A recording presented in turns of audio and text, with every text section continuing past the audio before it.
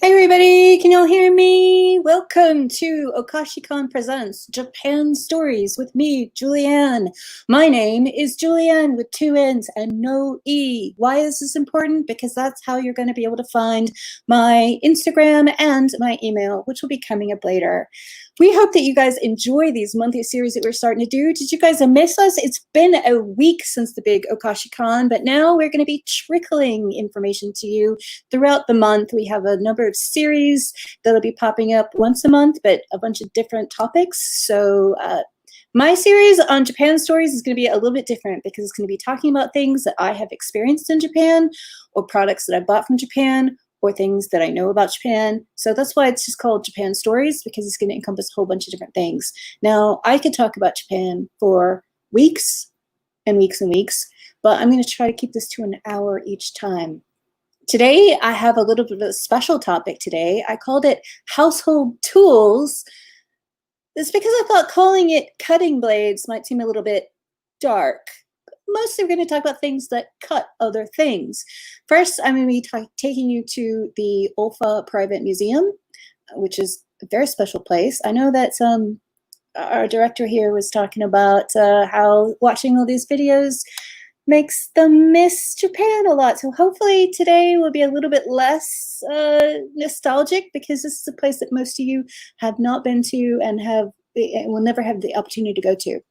But so that you guys stay with me, after we go to the Olfa Private Museum, we will be talking about where to buy kitchen knives and things about Japanese knives, Japanese knife technology. Again, great places to buy them, and then looking at other things around those places to buy them. So the two major restaurant and food markets in Tokyo and Kyoto.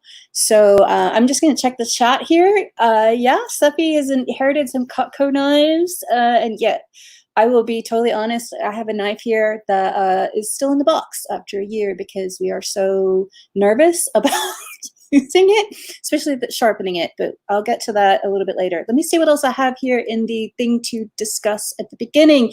This is a joint production between Okashicon and my travel channel, which is Julianne in Japan. This is relevant because that is the two YouTube channels that this will be up on afterwards. So if you're watching the replay, thank you, welcome. We really like having you here. You can watch it live on Twitch on the fourth Sunday of every month at 2 p.m. Central Time, but the replays will always be available shortly thereafter on YouTube. For links and notifications, so I will be mentioning some specific links. We are going to try to put them in the chat. If you don't catch them, feel free to send me an email, again, to Julianne in Japan. There are no E's in that Julianne whatsoever, so Julianne, no E's, two N's, Julianne in Japan. You can see it on the screen right now, at gmail.com. There's a place that you can email me. I will send you the links. I can send you the entire slide package if you want. And I also will send up notifications of upcoming, what's coming on next month's particular show. I have a TV show to recommend to you guys today. It's where I got a lot of the ideas for this particular segment. And it is, if you're on Amazon Prime or have Prime Video, I know certain other countries, Prime Video is a separate service.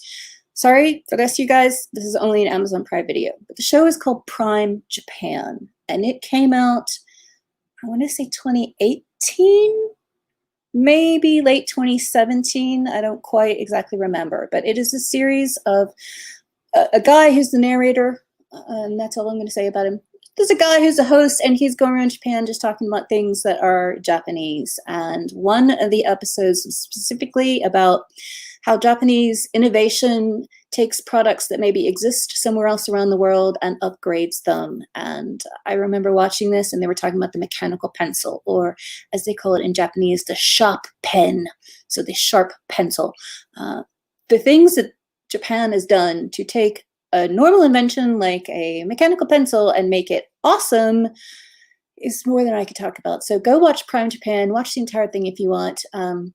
If you don't have Amazon Prime and you're like, oh, I really want to watch something, then go watch Japanese Style Originator on Netflix. That's a bonus. It's really, really, really long, and they only have a tiny fragment of that has English subtitles, but that also has a lot of craftspeople and things like that. So today we're going to break this down into a couple of sections. First, I'm going to do some slides that are my trip to the private museum at Ulfa. Then I'm going to give you some show and tell, and then we're going to go back to slides where I'm going to show you like things like knives, Kapabashi story, Nishiji market, and things like that. Just checking the chat again. Kakyo knives are awesome, but right now I really recommend Kyocera. If you're looking for a discount but really cool knife, ceramic knives are awesome. So the reason why we don't use our pro grade knife is because it does have to be hand sharpened on the whetstone that goes correctly with that knife, and that's a little bit intimidating, especially for me because we're lazy. I mean, my husband puts knives in the dishwasher. Okay, yeah, you should never do that, but you know, some people do, especially when you get ceramic knives. Ceramic knives, you don't need sharpening, just don't drop them. They can break, but they stay forever sharp. So Kyocera is a brand out of Japan that has high-end ceramic knives and then lower, more affordable ceramic knives. In America, you can also get KitchenAid, some other brands, but Kyocera I find is a little bit better and just has more useful sizes. So without further ado, I am going to pop into my slides. You guys are already seeing them up there, but we're going to make this big screen, as you can see. You guys will probably recognize that is my postcard that I have sent before, but let's move into today's actual presentation. And that is my email address, just to remind you quickly. Yeah, some Kyocera can be very expensive, but some Kyocera are inexpensive. And I recommend, I'll get into this later. I recommend if you're in Japan, go to Don Quixote. And if you're in America, you can get them on Amazon and other places like that. Remember, if you are using Amazon, use Smile or Amazon Smile. You can use it in the app as well now. And you can designate Okashicon as your charity of choice. And that helps us provide you some little bonus things for Okashicon. So that was, you've got my email address going at the bottom, and hopefully that will remind you of what's going on. I love the company Ulfa. Now, let me back up a minute and explain why I'm even talking about this. Unfortunately, I was going to tell you about the video, or even tell you to go watch the video before this presentation happened, but it's no longer available on the internet. NHK World only keeps their videos up for about a year. It's been more than a year now, so we have to wait for a replay. But there was a show, it's called Japan's Top Inventions, and the first episode of that I ever saw was called the Snap-Off Blade. The first snap-off utility blade was invented by a company called Ulfa. Now, if you are a crafter, I don't know about you, but your jaw might be dropping right now. You're like, Ulfa, wait, isn't that Scandinavian, like Fiskars? No. It's not. It is in Osaka, and that completely and utterly rocked my world, changed my life, and I said, oh, but there's a museum that they show in the video about how they invented the snap-off blade and things like that. I want to go to this museum. Dear Ulfa, can I please come to your museum? I'm going to be in Osaka. I really want to go. And they responded, very, very lovely people, responded saying, yeah, it's not that big, and we don't normally let people in unless they're like media or artists. And I'm like, I'm a fiber artist, does that count? And they're like, sure. So after a lot of back and forth, took a couple of weeks of asking, especially because they had to find enough employees that could speak English. They do have several, and it was a very entertaining visit for me. But finally, I got to go to Ulfa, and let me tell you the reason why I love Ulfa, and then I'll get into the actual museum. So I mentioned they have the first snap-off utility blade. So if you guys have anything, I'll show you another one of these bigger in a minute, but the kind where it, you know, you slide it up and then snap off a tip of the blade when it gets better. That was their, when it gets better, when it gets dull.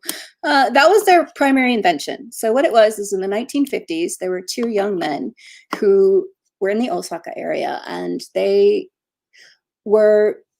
had finished middle school. So this is one thing they really pride themselves on. They only had a middle school education. You may or may not know that in Japan, not only is high school not compulsory, it is not even permitted unless your grades are a certain degree, and also you can afford to pay the school fees. So even if it's a public school in Japan, there are still fees associated. So lower income families, often the kids only go through middle school and then they have to go get a job of some variety. And this was especially true in the 1950s. So people who were working class would go into into the workplace after 8th grade, well, 9th grade is what it would be. And so there were two brothers, and one was a year older and one was a year younger. And in the video, if I can get it for you at some point so that you can see it, the video is the younger brother because the older brother had passed away. But they were both working as paper hangers. Now, I don't know exactly if paper hanger meant like wallpaper or if it meant like shoji screens, like the one behind me. I'm not entirely sure. There's a couple other places in home decor where they use paper, but they didn't specify. So they were paper hangers, and they were using razor blades in the 1950s to cut the paper so that it was even top to bottom, that type of thing. And this one guy, the older brother, says, these blades aren't sharpenable. You can't resharpen them. They're quite thin. And so you're only using one tiny little corner of the blade. But when, you can flip it over and use the other corner at the other end, but then when they're both dull, you just have to toss it out and start over again. You could, obviously recycle it, but they were going through a lot of these blades and they were considered very disposable, and he thought it was quite wasteful. Now, one thing, just as an aside, if you do watch Japanese Style Originator and you watch the episode that involves someone who is hand embroidering the family crests, the hamon, on kimono and other things, you'll notice that when a tool has finished its useful life, those who are more observant Shinto will actually take it to a shrine to thank it and have it as sort of a burial. They had to get over that process a little bit because of World War II and the shortage of metal, and they did have to start recycling them. But you can imagine if you've got these tools that you're using quite regularly, and then you're thanking them for their useful life that they have given you, it can be quite a long and complicated process. Most shrines only have this ceremony once or twice a year, so you're saving up all of these blades to go get them blessed or thanked. I'm not entirely sure what the correct terminology is. And then you're taking it off to recycling. So these guys are like, this is just really wasteful. There's got to be a better way.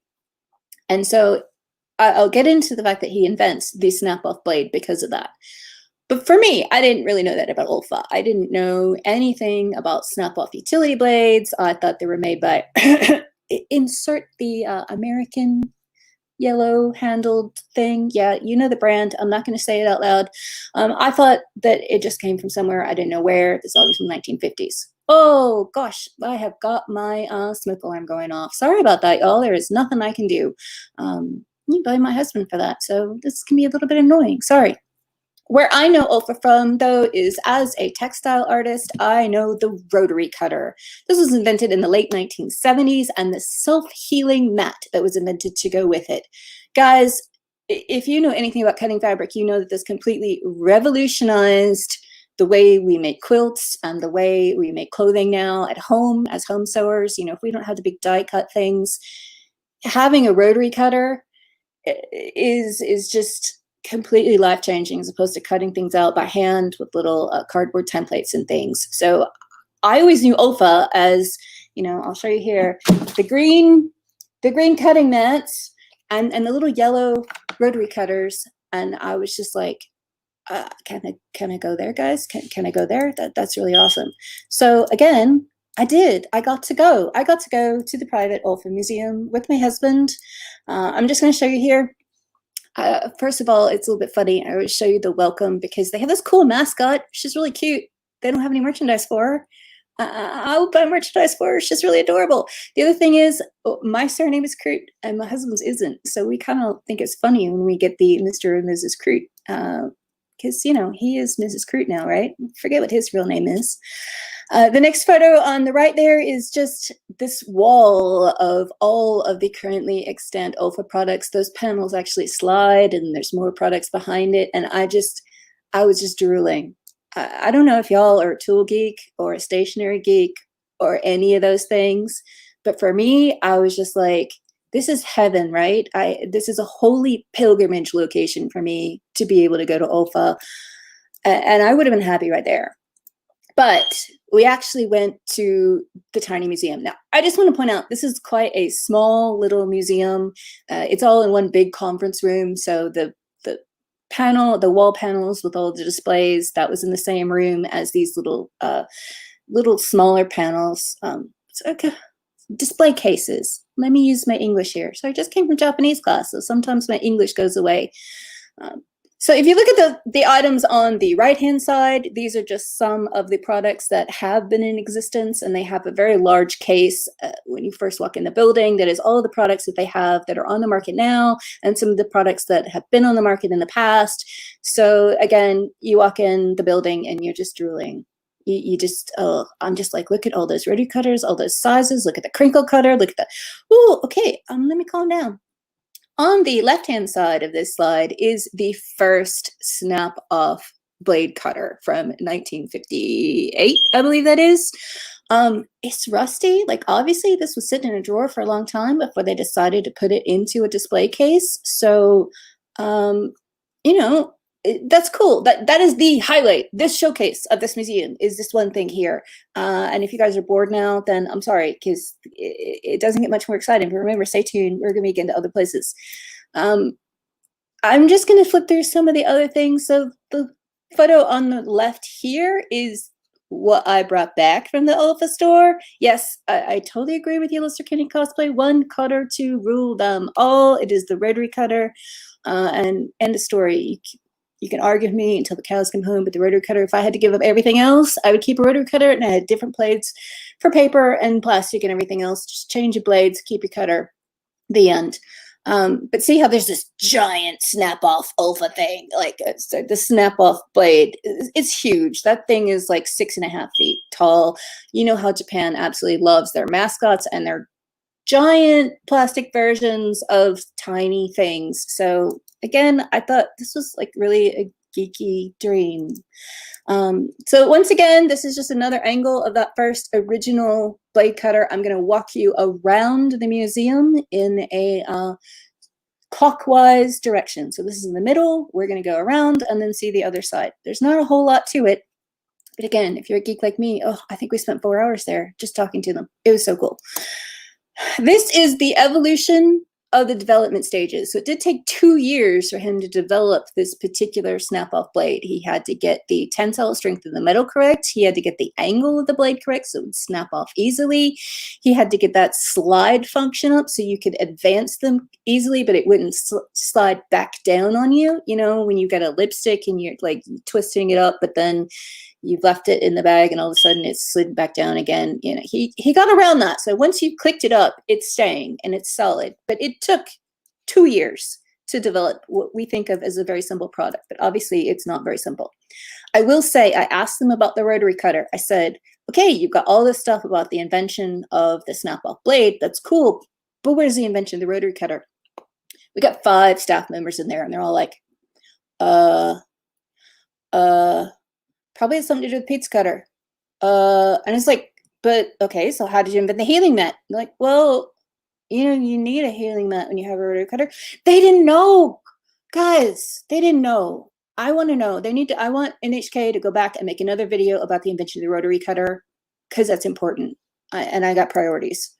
But it was not in this museum. So maybe we'll save it for another time.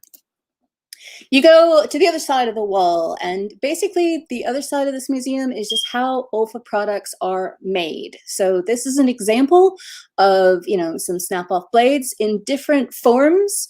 I will also say that they do make slightly different Olfa products between the United States and Japan, and they have slightly different packaging. Not just the language change, but they have different colors on the packaging. And they even have some products in Japan that are from recycled plastic. So it's called Olfa Green. We do not have those yet. I should also note that I was at Olfa just over a year ago, so probably, I know they're planning on getting them to the United States because of COVID and things. I imagine that's going to be delayed. So anyway, this is just an example of one product, and then we're going to see how the product is made. So next slide, that was my lovely host. She is the granddaughter of one of the founders, and she was absolutely wonderful to us and really fantastic, welcoming, and just a great Olfa representative. Thank you very, very much. But this section is, they start with the metal. Obviously, Olfa is all about cutting tools. Every product Olfa makes cuts in some variety or other, whether it's cutting paper, whether it's cutting through thicker things like branches, cutting fabric, they're all cutting. So they start with the metal, What you can't see there is those are two pieces of metal that are thicker and thinner, and you can sort of pick them up and manipulate them and kind of see, because obviously that's really important to how sturdy your blade is going to be. If you're cutting paper, you're going to have a very, very fine, thin blade. Fabric is quite similar depending on how many layers of fabric you're cutting. But if you're cutting things like wood or pruning shears or things like that, it's got to be quite sturdy. So they go through a wide variety of tests just to determine that when they're making each prototype. This is, I've never seen this before, so I thought it was cool. Yeah, see my weird fingers in there. This is how they create the blades in a big long strip, and then they're kind of half punched out. So I'm not sure if I have a better slide. I think the next slide you can see it a little bit better. But yeah, I thought this was cool. So you're seeing each one of those little snap-off blades, or at the bottom, the rotary cutter blade that you can see, and they're half punched, but then they've got to be fully punched out. So they have different machines. I will say that the headquarters where I went that has the museum is not the factory, so I did not get to go to the factory at all. I did get to go to the product development section, but we were not allowed to take photographs or video in there, so I can't tell you about it. But basically, it's go back to the model making thing that we were talking about at Okashicon last week. It's a more advanced version of that. It's people who are industrial designers who are trying to improve their product a little bit at a time, and they just try dozens and dozens of different options until they get to what they consider the absolute perfect presentation, ergonomics, and materials for whatever tool that is that they're making. There you go. Maybe you can see just a little bit better.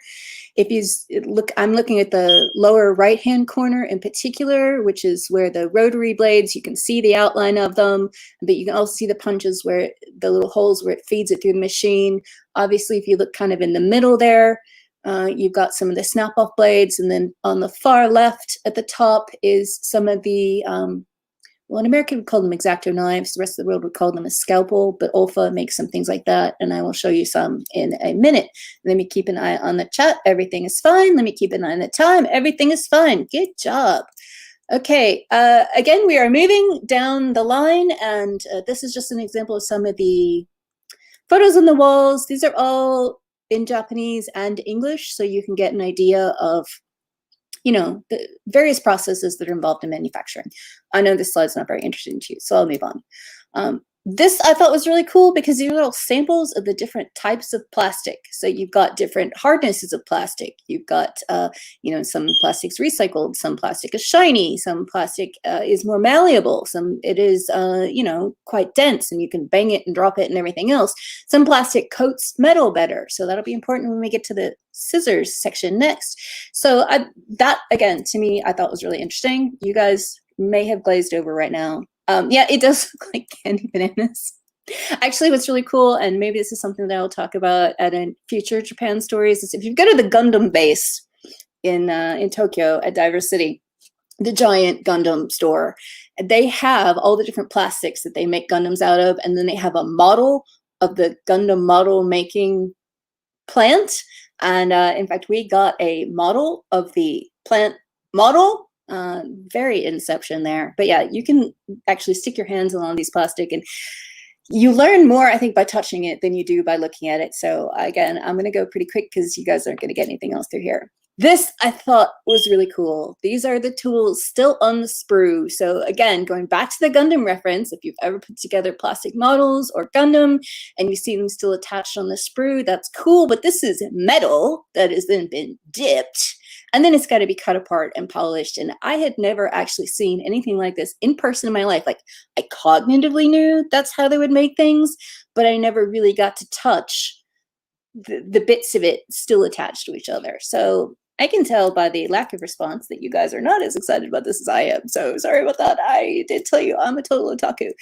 We're going to be wrapping up pretty quickly here. This is the giant OVA snap-off blade. If you don't know what a snap-off blade is by this part of the conversation, just look at that giant one on the side. It has little blades. They do, you can snap off the tip, and then the new one is there fresh and ready for you to use.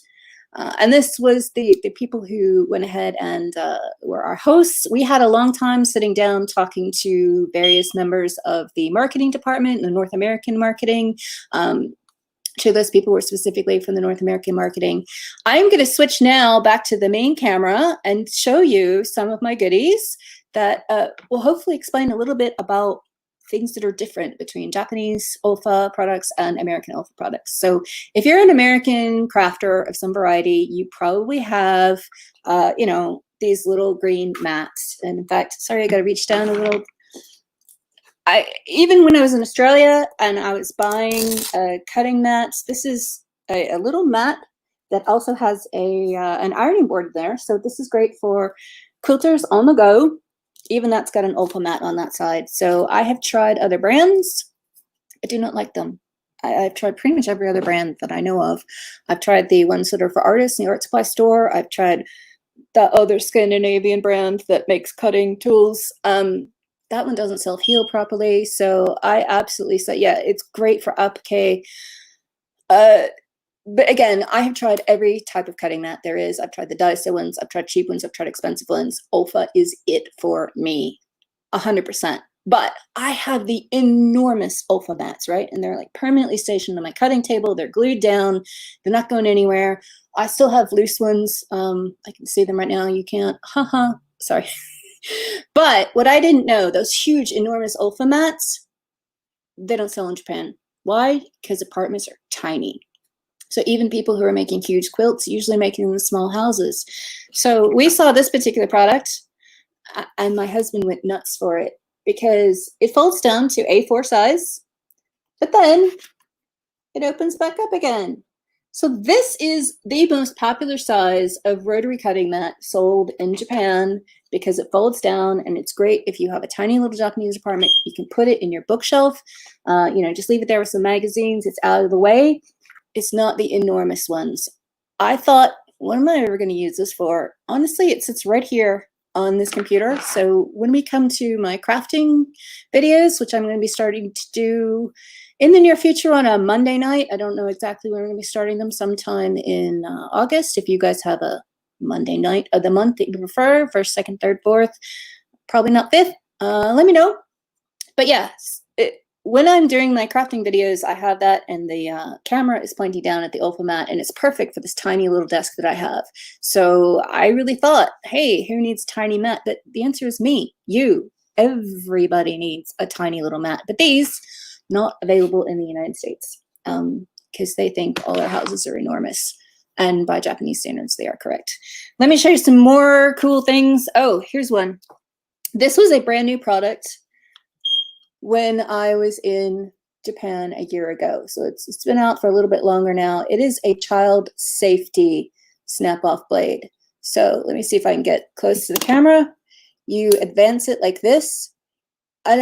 That's the first bit that you would snap off, but I don't know if you can tell here, there is only the tiniest little bit of that blade that is showing.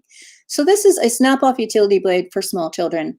It even comes with a base that has a bit where you snap off the, so I'm going to snap off the original, which is the sort of safety one that comes with it.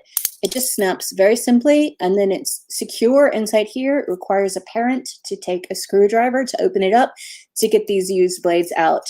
But this, to me, like I saw that in the store, and I'm like, I'm a grown-up, but I want one of these. I went out and bought it straight away. I should say, for FTC disclaimers, that I'm not paid to give this presentation, but I did get some of these things for free from OLFA. Not too many, but also, let me see what else I've got. I do have some of their, it shows you how much I've not been crafting, but this is one of their very thin paper cutting blades. There is a specific Japanese craft called chigirie, which is beautiful, but it's cut paper. It is in the Western tradition. They also do it in Japan. And this is a super thin, super tiny little scalpel, use my words again, that they created just for paper cutting. So it's extra flexible. You can get around the corners, you can get around curves, all kinds of things. So that was, well, and the bag itself, sorry, there's just, I am going to move on though, because I know I can tell y'all are not like super OLFA geeks. So I'm going to move on to something cool, and that is going to be the kitchen knives. This is the one that we got. The shop that we personally shopped at was Kamata. You will be seeing a variety of shops shown in the presentation in a minute. Look, we still don't use it. It's still on the cardboard. I don't know if you can see. I don't know if you can see that beautiful blade there. This thing is gorgeous. When you are shopping for knives in Japan, first off, I want to tell you about a channel. Well, no, actually, I have it later in the presentation. I have this specific video that I want you to go watch. There's a video about a guy who is a Westerner. He's from Germany originally. Germany's quite famous for their knives, but this guy decided to move to Japan to become a knife professional. So he not only hires knife artists to work out of his store, but he is like the guy that you want to go to if you don't know what kind of knife to buy and you're looking to get pro-grade kitchen knives. Some of the different things that you will need to take into consideration if you are buying a knife, they're not cheap. And we were talking about looking at the Kyocera online. Those were pretty inexpensive. This beautiful bad boy was a couple $100 per blade. You can get smaller ones. I think we got a paring knife for my dad that was about $89, $90. But remember, you also need to have the sharpening stone that goes with it. So every type of metal is going to have different properties, and it's going to have a different sharpening stone. Every type of handle has different properties. So my dad's on blood thinners, and I'm always worried that he's going to cut himself. That's why I got him a small knife, not just because it was cheaper. But yeah, I got him a small knife because I felt like it might be a little bit safer. And I got him one with a magnolia wood handle, because magnolia, even when it's wet, has a slight extra grip to it. So you're less likely for it to slide out of your hand. My husband didn't like that, so he got a different, I don't remember actually which, I'm sure it's in here somewhere, but I don't remember which handle he got. But he went and he tried out all the different kinds of handles. It's pretty fun and amazing. Let's go back to the slides so that you guys can see something more interesting. I'm going to look at the chat, which is absolutely leave a roommate in charge of knife care. That'd be pretty good. I don't do that myself personally, but that sounds like fun. Can we get the slides back up, please? Do we have them? Do we have them? Yay! Okay, so whoops, now I got to click back over there, don't I? Haha. Knives and kitchenware. We're going to go to the Cook's Heaven, again, holy pilgrimage site. Now you'll notice there are no knives in this particular shot. I'm just showing you this one because you see that plate on the right? I have one that's been kintsugi'd. And I thought that was really cool until I went and found it in Tokyo, and it was only like $3, and I paid a lot more after they did this to it. One of the things I can do in my crafting channel is show you how to do this if you're interested. So let me know. But we'll go back to knives and kitchenware for right now. But one of the reasons I'm showing you the image that's on the left, even though they seem to have their heads cut off, which is a thing in ceramicware, those are little kappas. And so one of the cool places to go in Tokyo is Kappabashidori. It's like a brief digression into Japanese knives. Obviously, they are world renowned. And not only is it Japanese knives, all Japanese cutting tools.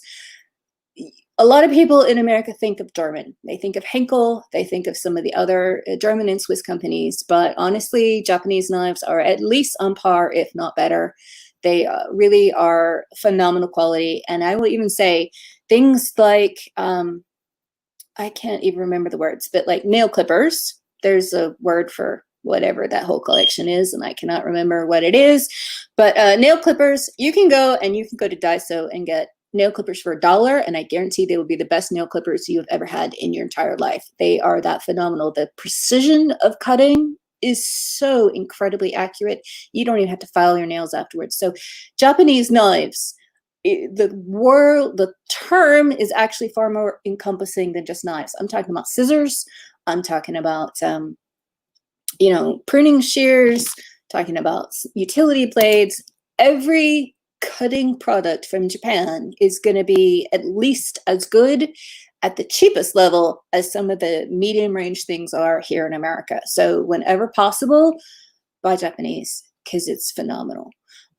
Where this tradition came from is that, my autocorrect went in there. It's not farmer wordsmiths, it's farmer swordsmiths.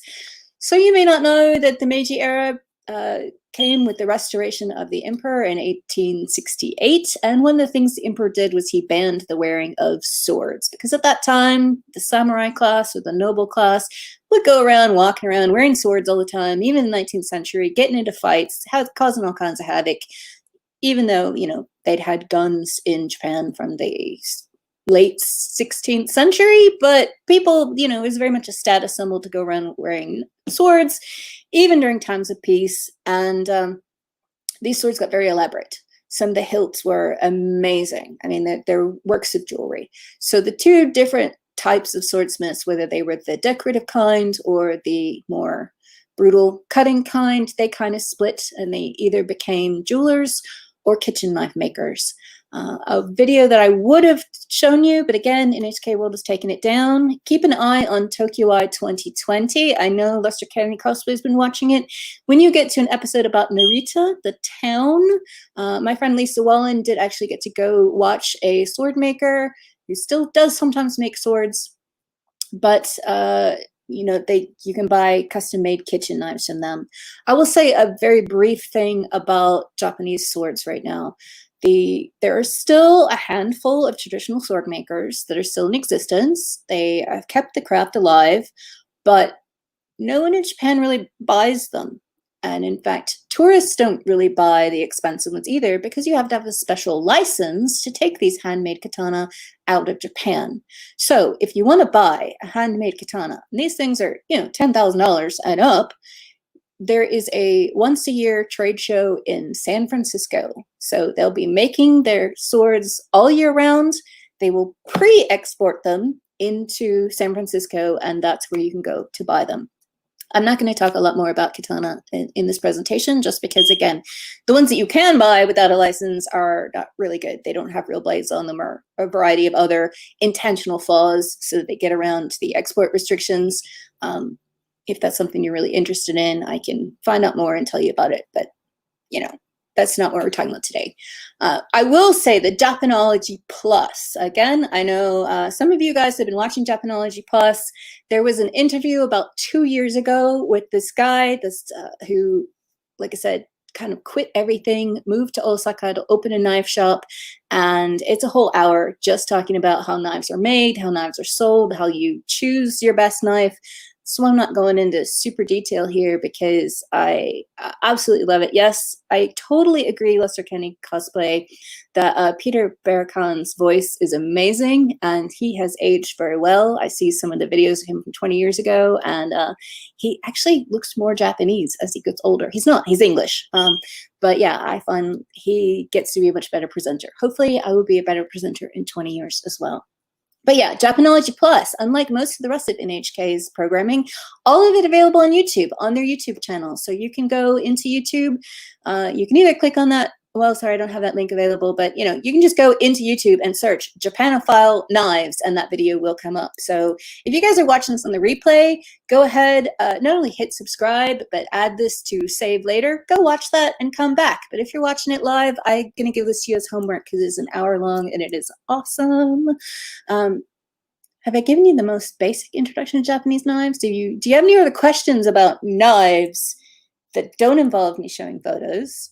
Because otherwise I'm going to go into photos of like places where you can buy them and then things like that. Yeah, some of the episodes available on YouTube. I think most of the episodes of Japanology and Japanology Plus are available on YouTube, going back about the last 6 years. Not the full thing, like the show's been on for 20 years now, but I think about 6 years or more are available on YouTube. They just tend to recycle them throughout the year. But any more questions about knives, choosing knives, buying your own knife before I go into the shops? Not seeing any, you can feel free to ask anytime later, or if you're watching this on the replay, feel free to leave something in the comments and I will do my best to get that information to you. Let me tell you the best places to buy knives. So background story, my husband decided, we went to Japan for our 20th anniversary last year, and we were there for 2 months. And my husband said, well, for his anniversary gift, he wanted the knife, the one that we wound up buying and still haven't used because we're chickens. We do use the ceramic ones every day though, so we're not total chickens. But as a result, that knowing that this is what he wanted, and we had a budget, and it was you know, a substantial amount of budget, we definitely said, we're going to look everywhere. We knew we were going to Tokyo. We knew we were going to Kyoto. We knew we were going to Osaka. And we're like, sure, we're just going to look at all the stores and then decide at the end. We did have a question, which is, are there any to stay away from? My answer is no. I haven't found any bad Japanese. Okay, that's not true. There's some at Daiso at the dollar store where you get what you pay for. Kitchen knives that are $1 or less are going to be worth kitchen knives that are $1 or less. They're still going to be better than a $5 knife in the United States, hands down. But you know, if you want to buy a chef quality knife, which is mostly what I'm talking about, you're going to stay at the dollar stores anyway. I have not found any. There are no knife stores or companies that I anti-recommend. It's just that I find there were a couple that I found most helpful in that they had the best English. They were the most prepared for foreign chefs to come in, and they could, you know, tell you about the different options, tell you again about the different blades. Okay, great question. How to find Kappabashi. So Kappabashi is a district, and I mentioned Kappabashi Dori, that is the main street. So you want to go to Sensoji Temple. You walk straight up that main street. Remember where all the shops are and everything. You've gone past the one big, you know, lantern thing all the way down there, past the manju place on the side. Ooh, my favorite manju. Big temple right in front of you, okay? Huge temple. You want to turn 90 degrees to your left. And there's another street down there. It goes both ways, but it's got like really cute, traditional looking shops. I bought some geita at those shops, etc. You know, it's sort of an extension of the Sensoji market area. You keep going down that street, you're going to see a huge Don Quixote on your right. Huge, huge thing. Can't miss it. Giant, you know, golden penguin, I think it is. I think his name is like Donkey Pingy or something. Anyway, giant Don Quixote. You go another 3 blocks, and there you are. So it's about 7 blocks in total from Sensoji. Like as you're facing Sensoji, about 7 blocks down to the left, and that is Kappabashi. It is maybe a little bit more than a quarter of a mile. So there is actually a tube station, metro station. Sorry, you can tell I lived in London for a long time. There's a metro station on that Ginza line. If you get off at the one before Asakusa, then that'll take you, that's at the bottom of Kappabashi Dori, and you can go straight there. But if you're already in Asakusa at Sensoji, you know, you just hang a left, go about 7-8 blocks, and you'll get there. So hopefully you can find it next time. If you can't, honestly, I found that Kappabashi Dori, if you're looking for the street name and not the region, Kappabashi Dori will show up on most of your GPSs. So again, 3 best places to buy knives: Kappabashi Dori in Tokyo, which I'm about to show you. Nishiji Market in Kyoto had 2 shops, I think only 2 shops. And then there are about 5 places in Osaka, and they're not in any one spot. So you really have to Google them, look for them. Tower of Knives. Tower Knives is not a tower, disappointingly. It does have awesome knives, though. And then there's the shop by the guy. If you watch Japanology Plus, his shop is in a really obscure place. We never found it. But yeah, the 3 main cities are going to be the 3 main areas where you can go get professional grade knives. I would imagine there's also something in Sapporo as well, but I have not yet been to Hokkaido. So again, if you want less expensive knives, anything Don Quixote is going to be good. I mean, Don Quixote is a discount store, if you don't know. It is not a dollar store. So it's closer to like Target. I'm not going to say Walmart. It's not like super cheap because it's still high quality merchandise. It's just less expensive than you would buy at other places. So it's much more budget range of like a Target compared to us. But it has everything. I'm looking at people with like little hard eyes and things. Yeah, I mean, Don Quixote has everything. And if the biggest Don Quixote is like 6 stories in Shibuya, it's huge, but they're all enormous. I mean, I've never been to a Don Quixote that wasn't mind-blowingly crowded. Also quite terrible for wheelchair accessibility. We will get into that at another time. Yeah, Miss Ibuki says, sorry, Misty Ibuki says, got my extra suitcase and other things there. Yes, we absolutely bought an extra suitcase, the kind that you roll down and store, kind of like a sleeping bag. We definitely have those. Lots of people saying it is really the best place to buy cheap suitcases, this is an aside, is either going to be the foldable kind, like that roll down, more of a bag style, is going to be your cheapest per liter. For a liter of space, and that's gonna be Don Quixote. I think ours is about $40. If you want a hard-sided suitcase, there is a little shop on Takeshitadori in Harajuku that sells hard-sided but lightweight ones. They were about $60. We got one of each because, oh my goodness, we went there with 2 bags between 2 people and came home with 6. So we had actually brought 2 extra bags with us, still had to buy 2 more bags. So yeah. Also, yes, Don Quixote is a great place for souvenirs. I mean, they have a whole section that's just souvenirs, and they're really inexpensive. I mean, they're not, maybe not $1, but they're $2, things like that. So, and if you're into skincare and makeup, have a list before you go to Donkey, because everything you've ever wanted and things you never knew you needed, it's all there. But let's get back to knives. So here are some of the shops that I recommend. Okay, not the guy in the bottom. The guy in the bottom is just a giant chef. That's how you know you're in Kapabashidori. But this knife shop is called Kamata. That is the one that we shopped at. They have a great English language website. Sorry, I did not look that up for you, but if you just look up Kamata Japan, I'm sure my helpful assistant will probably pull that up and put it in the chat or something. They have a really good set of information about types of knives. Like, my husband, Timmy, really thought that he wanted a sushi knife when we went. Now, we don't make a lot of sushi at home, but we do sometimes. And so he thought he really wanted a sushi knife. Now, that is a single beveled knife, so it cuts it's only sharpened on one side, not two. It's very, very specific. And if you wanted to use that type of knife on something else, like vegetables, it won't work properly. I didn't know. Guys, this is something I didn't know until I took a cooking class in Japan. I didn't know that the quality of knife can actually affect the taste of your food. Yeah.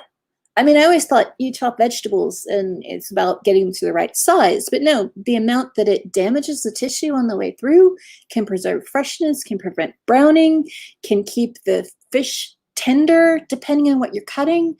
I had no idea. I thought, expensive knives are just easier to use. I didn't realize they actually affect the flavor, which is why we should be using the expensive one, but we're not. We're still using the ceramic one because lazy. That is the answer. I'm going with the struggle is real because that kind of applies to just about everything I talk about. I'm going to get a move on because I'm trying to keep these presentations to under an hour, and I got a lot more cool things to show you. So yeah, I recommend Kamata if you're going to Kapabashidori. There are 3 others that are quite good. These are all from the Showa era. So they're all opened in the 1920s, early 1930s. Why that is relevant, I said that a lot of the swordsmiths switched in the 1870s and 80s, but there was a big earthquake in Tokyo in the 1920s, and so a lot of these shops were only built at that time. So they say, hey, we've been here since 1923 because that was the last time they were torn down by an earthquake. One thing to note, Asakusa and Sensoji Temple are still standing. They were not bombed during World War II because they are very far to the north and east of central Tokyo, whereas most of central Tokyo was flattened. Asakusa and that area up there is still extant. And so a lot of these shops have really been there since the 1920s in the same location. They haven't burned down. They haven't been shaken by earthquakes or anything. So this knife that we bought was made in that building. You'll see it's a multi-story building. It's made in that building. So there are other shops that only sell other people's knives, but we wanted to go straight to the manufacturer. So that is another thing I particularly like about Kamata. And also, again, because our website had lots of really useful information and we could figure out what we wanted to buy. Let's just look while we're here at some more of Kapabashidori. So again, I said it's near Sensoji in Asakusa. It's also called Kitchen Town. So Kapabashi, the name literally translates into Kappa Bridge. There is a little river near there. Kappas, if you don't know, are a yokai that are kind of like a turtle, but I'm not going to tell you what it is that they do. I'm not going to tell you the thing that they steal. You go look that up somewhere else. They're kind of like a turtle. They're a little bit scary. They're also quite comical nowadays. We've kind of taken the sting away from them, and they love to eat cucumbers. So that's why if you have a cucumber maki roll, it's called a kapamaki, even though kyuri is the name for cucumber. That's called a kapamaki because kappas are so synonymous with eating cucumbers. But in Kappabashi area, there are all of these adorable little kappas. I showed you some in tiny ones that were in like little salt shakers, I guess they were. I wasn't quite sure what they were. They're just on the street everywhere. Bowing is apparently a good means to escape them. You need to be very polite, but you know, if you've seen things like Inspector the anime, there are other ways to get around them. Just scare them. You know, generally speaking, be nice. But back to Kappabashi Dori. So Kappabashi is the region is called Kitchen Town. If you do not know what Kappabashi is, it is a about a kilometer long street with two side streets that come off of it. Again, they go to Sensoji Temple, and then the other way they keep going. It's a bit of a crossroads, but Kappabashi Dori is the main one, and it is all commercial restaurant supplies. That's it. The whole shop, the whole street. I would genuinely say, give yourself, if you're really into cooking or buying cooking gear, like my mom used to be a home ec teacher. She really loves the professional grade supplies. Give yourself a whole day to do this. Don't try to do Sensoji and Kappabashi on the same day. I mean, it's fine if you're just a casual tourist and you're maybe going for a knife or something else. If you're really into restaurant supply stores, give it a whole day because it is overwhelming. In fact, we went 3 times before you could even decide on what shop to shop at. You know, it was completely mind-blowing. You can also look on your GPS for Kitchen Town. And I'm just going to put a plug in here at the end. I know you guys, I've mentioned Cakes with Faces YouTube channel a lot. In fact, they made this t-shirt that I'm wearing today, which is their Kyoto tunic. They have a video specifically about going to Kappabashi. And I would really start there if you're looking at going there, just to get an idea of what you're in for and prices and things like that. But let's move to the next slide. This is yet another one of the knife stores. So this is the one that's actually on the cross street. When I said you go, you know, from Sensoji, take a left past Don Quixote, you will see a shop like this. If you don't see like a giant knife, I know you can tell that that is a giant ceramic knife that is sticking out in the front. You know, Japanese love their giant versions of things, which is cool. I would put one in my house.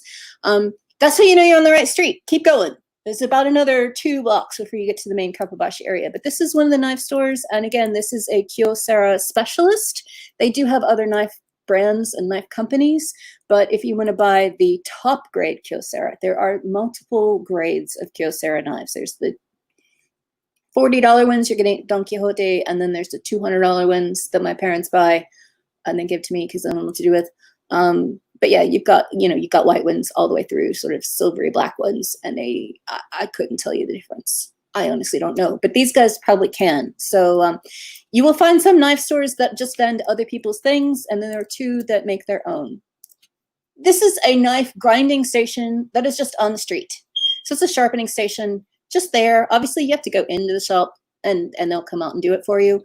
But for those of you who, like me, are terrified about grinding their own knives using a whetstone, they can do it for you. Also, every place that we went to that you could buy a knife did have classes on how to sharpen it, or they would at least give you a 10-minute lesson there in the store. Unfortunately, the day that my husband went to buy the knives, I wasn't feeling well. I didn't go with him, so I missed that whole lesson. But you can go to these places and do an entire hour-long course. I think it's about $10, something like that. Some of them are probably free with purchase. So you can learn how to sharpen a variety of knives because, you know, once you know the type of steel and the way it's been beveled, you can, you know, self-sharpen your own knives. And professional chefs will always sharpen their own knives, and they'll sharpen them every single day. I am totally not like that, which is why, again, I use ceramic. I'm just going to show you some of the other shops in Kappabashi Dori, just because you'll see how completely overwhelming and how completely not wheelchair and handicap accessible these stores are. There are tiny little rabbit warrens, but it's literally everything you can ever think of to do with cooking, not just Japanese style cooking, everything you can think of to open your entire restaurant. I don't care if it's the signage, I don't care if it's the waiter uniforms, I don't care if it's the shoes, all of it. Every single bit of it is here. Not usually the food, but there is a shop just around the corner that has the spices in bulk. I really wish I had bought the giant 2-kilogram bag of dried sakura, pickled sakura. I wish I'd done that, but I was really short on luggage space, so I didn't. But next time, yeah, absolutely. Again, just more shops. If you've been to a Don Quixote, you'll see it's very similar, where things are just hanging off. They're sitting in the aisles. You cannot get around. I walk with a cane at best and a wheelchair at worst. There was no way I could get in most of these shops. But I sent other people. So you can see there's Donabe clay pots there. I have acquired most of these different types of things, but I love that they have another Japanese product that's really cool is they have pots that don't have handles, and they have like a little clippy handle that you just clip on when you need to move the pot. But if it's just sitting on the stove, it's just there by itself. And when we did our cooking class in a professional restaurant kitchen, so they closed during the afternoon, and they had the cooking class in between their seatings, their lunch and dinner seatings. It was really cool because they only have one handle for all the different pots, because you're never going to be moving more than one pot at a time, right? So why have multiple handles? And I agree with Lesser County Cosplay. I want one. I did not get one because, again, I had already gotten extra suitcases. I didn't need more. But certainly if I do get blessed enough to move to Japan for longer than just a couple months, that's one of the first things I'm going to buy. Good point from Misty Ibuki. Be careful if you're wearing a backpack, although honestly that applies to all of Japan. They're not used to people with giant backpacks swinging around. That's why if you're on the underground, if you're on the train, you always want to put it in front of you so that you don't hit anybody or anything. But generally speaking, try not to be carrying around a big backpack when you're anywhere except like on a Shinkansen or going back and forth to the airport. Try to have a day bag. So you leave your main thing either in a locker or in your hotel, depending on your situation, and just have a smaller bag when you're out, because this is far from the only shops that are this tight and this crowded. Again, I'm just going to run you through some basic stuff. You can get all the plastic stuff you've ever wanted, bento boxes, the disposable stuff, all the stuff that when you get takeout from the Japanese store, you're going to get that. They have it all here. They have a little plastic grass. They have all of it. They have bamboo stuff. They have copper stuff. They have aluminum stuff. They have ceramic stuff. They have every type of material you can imagine.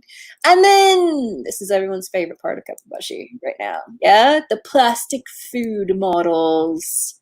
Can I get a thumbs up if you guys are into the plastic food models? Because otherwise I'll go through really quickly. We are actually about to have an ad break shortly. So let me run through, finish Kapabashidori. We will have a quick ad break, and then we will go back to Kyoto. So the plastic food, there are two main shops in Kapabashi that show you these amazing, enormous models. They are expensive, y'all. Don't even think about getting these casually. Like teeny tiny ones are still $10. They also have, one of these has a subsidiary in the Skytree Tower Mall. So if you don't get to Kapabashidori, but you do get to Skytree, which is another part of Asakusa, you can still get some of these. That was full. We're going to take a break and go for an ad because Twitch makes us do that. And then we'll be back in, I think, a minute and a half. So hang tight. We will be back.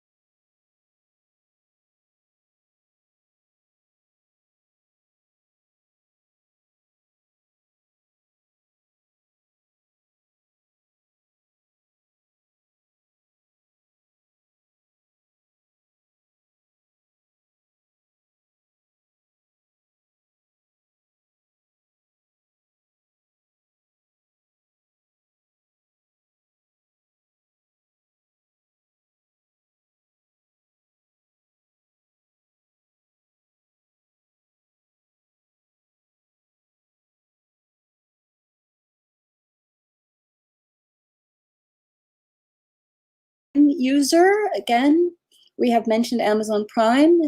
Ooh, I was muted. Sorry about that. I thought I unmuted. Does this say welcome back? We did just finish our ad break. I think hopefully you guys can see those ads when we run them at a specific time. But remember, if you're an Amazon Prime user, you can subscribe to our channel for free. You do have to do it on a desktop version rather than the mobile version of Twitch. And then you don't have to reset it up every single month, but it is completely free. If you are already using that or you're not a Prime subscriber, you can subscribe to our channel for $5 a month and you will never see an ad. But we're trying to make it so that it's comfortable for you guys, so that we take specific break times, and you know, it also gives me a little bit of chance to not stumble over my words again. But let's go back to the slides while we're at it. Oops, let me get the correct thing up. Here we go. So that was Kappabashi Dori. If anyone else has any more questions about Kappabashi in Tokyo, feel free to dump them in the chat. But next, I'm going to zoom over to Kyoto, where we're going to talk about the Nishiki market. Now, the Nishiki market in Kyoto, I was going to pull up a map, but I realized this probably not helpful for you guys. If you take the Shinkansen into Kyoto, there's Kyoto Station. That is like the main train station for Kyoto. It's right, I would say centrally located, but it's centrally located in the historic district anyway. And if you go directly north, I mean a straight line north, it's about 1.5 miles. So maybe not walk it. It's about 4 stops by bus. Kyoto is much more convenient to get around by bus in most places. They do have an underground system and they have an above ground train system, but depending on where you're going, it's often much easier to go by bus. It's tricky. I mean, Kyoto's public transport is difficult, whatever it is.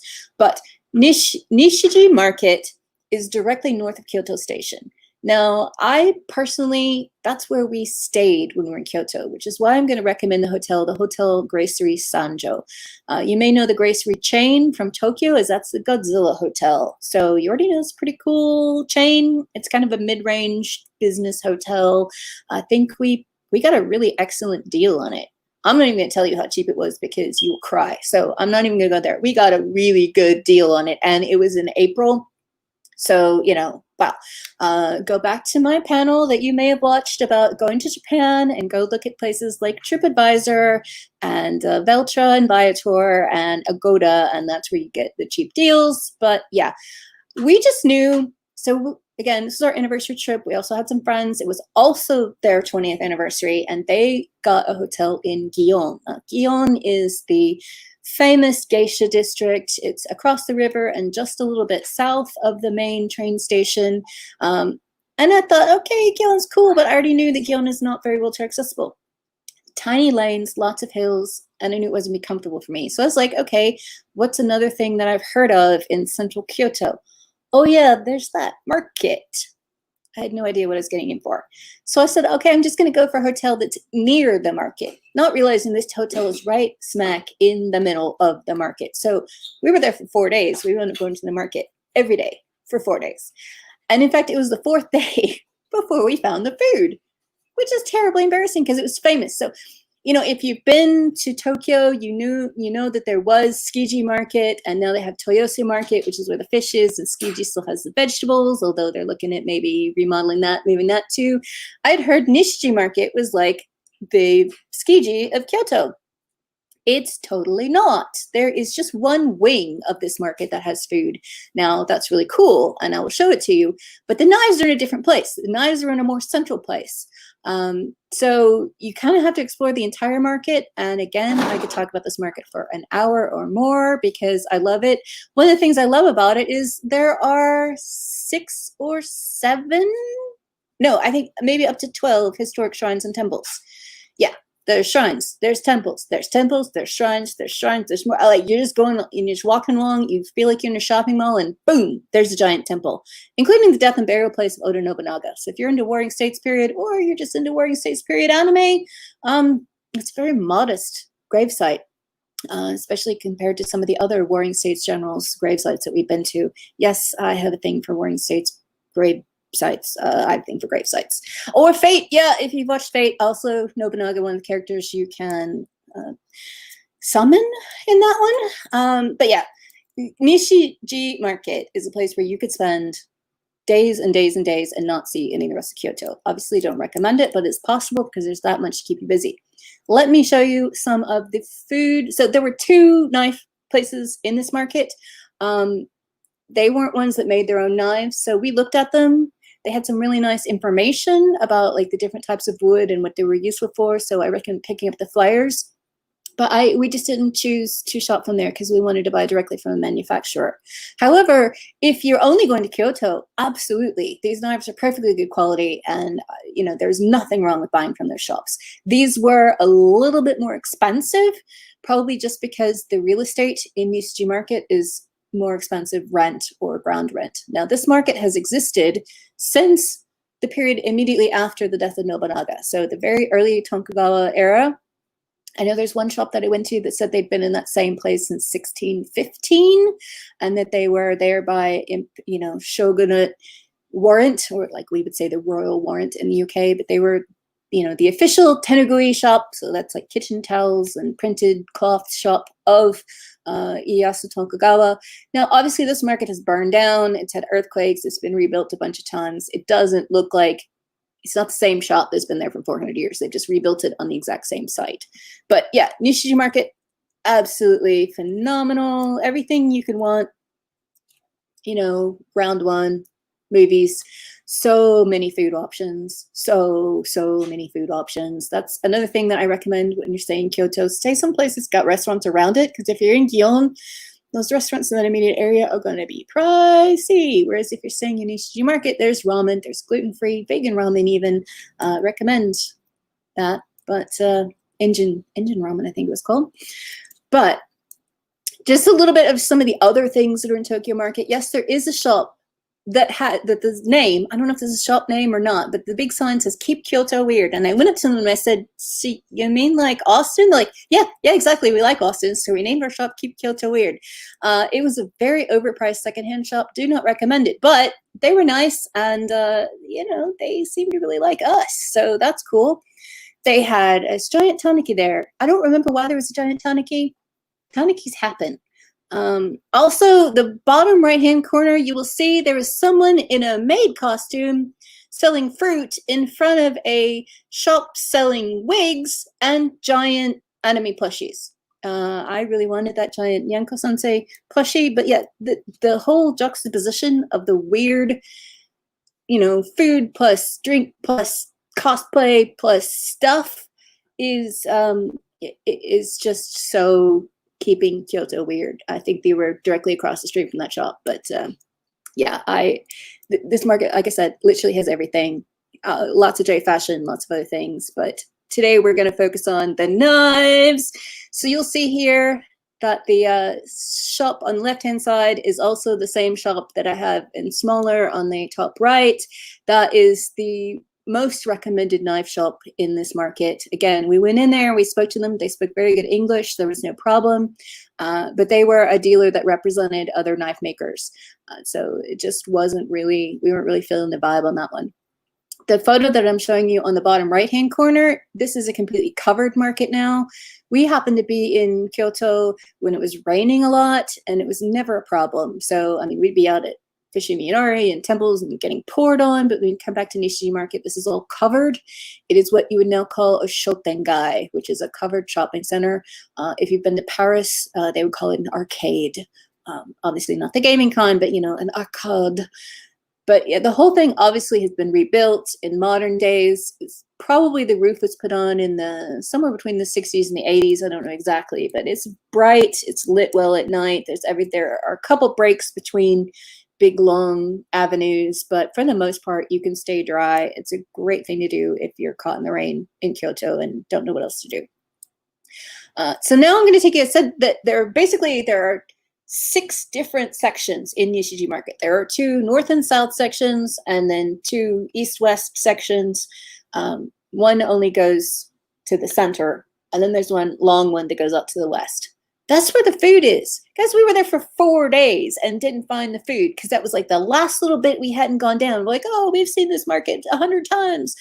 No, we hadn't. So I'm going to show you some of the food that's there. This is not really like Tsukiji Market. You're not really going to be buying restaurant supply stuff here. There are some shops that are like that, especially for pickled vegetables and some handmade things. But for the most part, this is eat and go food. As my husband would say, food on a stick. Now, this slide I put together specifically because every single food that is in that photo is toxic to me and will send me to the hospital. But if you like mollusks, Nishi Market, it's a good place for you. Osaka, even better place for you. Mollusks, terrible place for me. So let's move on. More food on a stick. In fact, I really regret not having had that Wagyu that is there. It says $8, and you're thinking, $8 for one stick of Wagyu? That's expensive. Yeah, that's not expensive compared to the rest of Japan. Should have eaten it there. Yeah, really, really should have eaten it there. But you'll notice that they have, grilled eel, $27. That was kind of pricey. But then they also have some deep fried foods. It was, honestly, I think we tried to count up and there were like 45 different foods on a stick that you could get in this one particular area. You'll see more. Look, there's even more things that are toxic to me. I love these brand pickles. That's what I really wanted to buy, but we were getting ready to leave the next morning and to go to Osaka. So I was like, I'm not going to buy a giant daikon pickle. I completely agree, Ami Hakibi. Eel is delicious, especially in summer. This is the best season for it, where it's all fatty and it's supposed to give you your appetite back, because apparently people lose their appetite in summer. On my scale that, because I've definitely got the COVID-15 going on. No, don't. It's not quite 15, but still. Eel is a very classic summer dish, so when you can find it in summer especially, it's great. And I think Asahi probably is doing eel bentos right now, but I haven't been in a while. Back to the photo though, the lower right hand side, I had a thing when I was in Japan of just trying weird ice cream flavors. I have still not tried the one that is like my most desired, which is soy sauce ice cream. Apparently it tastes a lot like salted caramel. Haven't found that yet, but I have tried like ramen flavor and other things. This one was black sesame flavor, and I don't usually like black sesame, but as an ice cream, it was kind of cool.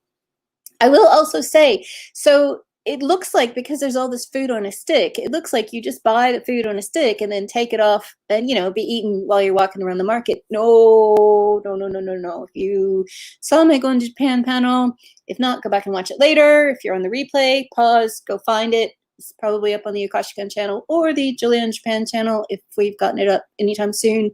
But yeah, never, ever, ever walk and eat at the same time. You can take it away and eat it in your hotel or somewhere else.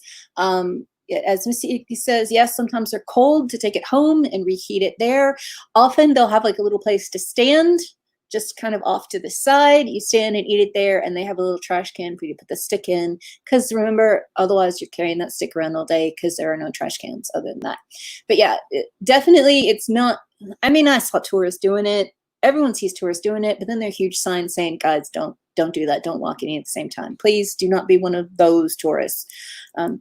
But I really wanted this giant daikon.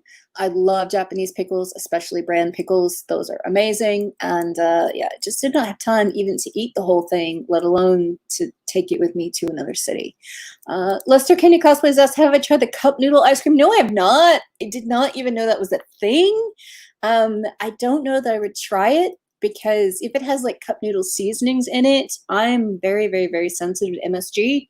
And most cup noodles have MSG in it, and that just causes my pain to spike. It's not the ramen museum. Which ramen museum? The cup noodle ramen museum, or the fresh ramen museum, like the one where there's got a bunch of different ramen shops in it? I'm guessing it's the cup noodle museum, in which case I'm going to have to defer to my husband, because I didn't go to that one. He went with our niece. They're both in Yokohama. 2 ramen museums in Yokohama, guys. This is nice and confusing. One of them has a bunch of different shops that are like ramen from all around Japan. And that one's considered not great, but you can buy like small portions of ramen. So you can try Okinawa ramen and Hokkaido ramen and, all the different types of ramen in one place. But yeah, the Cup Noodle Museum is apparently supposed to be cool. But as Timmy has just chimed in, he said they did not have cup noodle ice cream when we were in Japan last year. So I'm sure they would have tried it. I'm sitting here looking at them. Yep, they would have tried it, but they wasn't there. They did make their own cup noodle thing though. Although remember, if you guys have made your own cup noodles, it's only good for a year. So make sure you eat them, because I think ours have expired. Anyway, This slide is just here to show you that if you are looking for just the food section of Nishiki Market, sometimes it's Nishiki, sometimes Nishiji, you do see it both ways on maps, but when you're going to this food section, this is the entrance you were looking for. It is all the way on the western side of the market. And so if you go underneath this big painting of, I'm not even sure what kind of mythical creatures they are. I'm guessing that well, there's definitely a koi and something. Is that a chicken? I don't know. I think it's a chicken. Wow.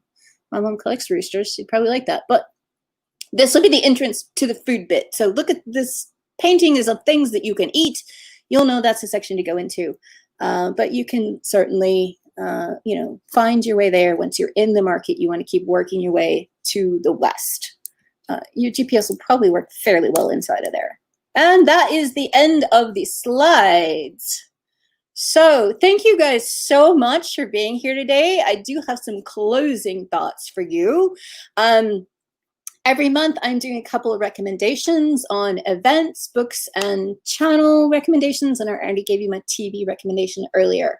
So the book of the month that I'm recommending, I did recommend it last week, but because it's still only officially releasing right now, it is Your Guide to Japan from Cakes with Faces. Again, you'll see me talk about Cakes with Faces a lot. I'm going to try to interview them on one of the Monday night shows so that we can, because they're in the UK, their times are different. Actually, no, I guess not Monday night shows. It will be one of these Sunday shows. I'm going to try to interview Cakes with Faces so that they can talk about things. But yeah, is a physical copy of a book. You can pre-order right now. I pre-ordered. Mine is in the mail. I'm waiting for it to come. But definitely, even if you've been to Japan a dozen times, seeing their take on it and their art on it is worth it. I'm going to recommend a YouTube channel to you guys. Now, I know some of you, including Lester Kenny Cosplay, already know Tabby Eats. I mean, Tabby Eats are the bros. We love them. We've hung out with them. They're really cool.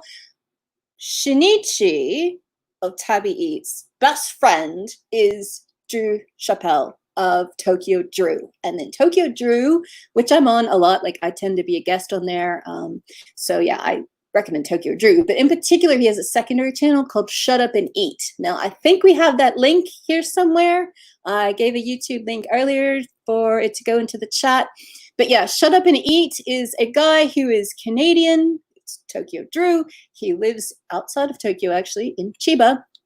But he is a professional chef, and so his food sessions, or Shut Up and Eat, it used to be called Food Sessions, now it's called Shut Up and Eat because, well, let's just say if, you know, Satoshi of Tabby Eats is incredibly nice, incredibly polite, Drew is just not. I mean, he's not rude, but polite's just not him. So I went from Food Sessions to Shut Up and Eat. But he, like his most recent video in there is how to make tonkatsu in 15 minutes. And absolutely, we're going to be trying that at home soon. The final thing that I'm going to recommend to you guys, those of you who know that I am on the board of the Austin Oita Sister City Committee, we are having a cooking presentation on the 22nd of August. That's when our festival was supposed to be. But instead, we are going to be having people who are cooking food specifically from Oita. So we're going to have something coming out of Kobe. I don't know what, because we've given them a challenge. And then we have an Oita native who's going to be creating tori-ten, which is chicken tempura. So you may know that tempura originally came from the Portuguese. It's not a Japanese invention of sort of like deep frying and battering things, but it's something that Japan took off with and made it its own. But tempura originally tends to be more vegetable and fish based, but Oita is famous for its chicken. So they have chicken tempura, and Sashiko is going to be presenting it for us. So that is on Facebook at the Austin Oita Sister City Committee. Facebook is where we'll be putting it, and also on our YouTube. So thanks you guys for being with us. I ran a little bit longer than I'd like, but that is fine. If you guys have any questions, feel free to keep popping them in the chat. Anything that you particularly liked, let me know. Again, we're going to be probably starting a crafting. So it's going to be like Japanese crafts. It's going to be on a Monday night at some point during the month. I don't know, it'll be a regular activity if you guys have a specific thing that you'd like to recommend, although clearly not like the day after, whenever this is going to be. That'd be bad for me to do two presentations back to back. But, you know, if you want to do like first Monday of the month or the third Monday, or, you know, whatever, let me know at what may be good for you. Also, if there are other things that you would like to see on Japan Stories, obviously I can talk about anything pretty much. whether I've been to it or not. I'll talk about it. But I know, maybe Ulfa didn't resonate with you guys. I still love it. Anyway, let me know what topics you would like to see, whether you want like more trip planning, you want like specific museums maybe, or activities, maybe matsuri, maybe a particular events, seasonal things, or just recommendations. Any of it is fair game. So please chime in. You can either send it to info@okashicon.com or julianajapan@gmail.com. Remember, you can go ahead and email me. You've got my email going on the ticker at the bottom of the screen. And I can either send you the links if you ask for them, send you the slides if you ask for them, or you can just say, I want to be on the mailing list so that you get notified every single time the next show is coming up. Because obviously we do put this out on social media, but Facebook or Instagram, you don't always see everything that's coming out. But mark your calendars every month, fourth Sunday of the month, probably not December because that's too close to Christmas. But generally speaking, I will be here bringing you something cool about Japan. Thank you guys so much. Really appreciate it.